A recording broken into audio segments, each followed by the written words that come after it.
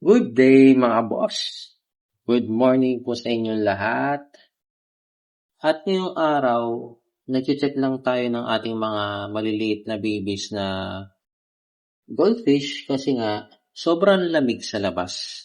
At saka napansin ko yung iba dun sa mga unang batch natin, mayroong mga nawala na ilang piraso.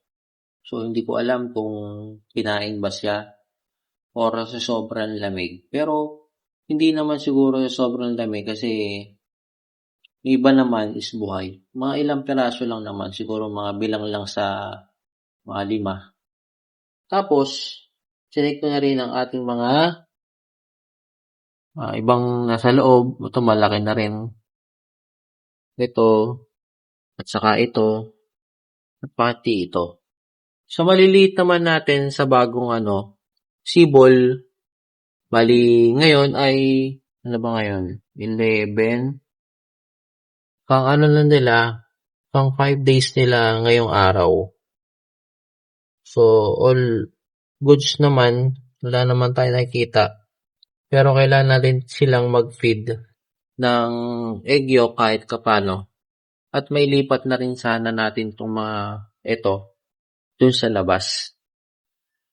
At saka kahapon, hindi rin ako nakapag-water change kahapon. Kasi nga, buong araw na walang tubig. Kaya, ayun, nagpupuno ako doon sa tank kasi nabagbawas na rin naman ako kahapon. Kalahati doon sa 100 yun natin. Nadagdagan lang natin kahit konti. Tapos, mag-check na rin ako doon sa iba pang tank. O goods naman. At wala naman din na nangyari.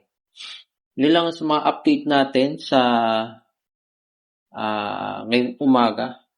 Salamat sa panonood. Good morning. Thank you very much.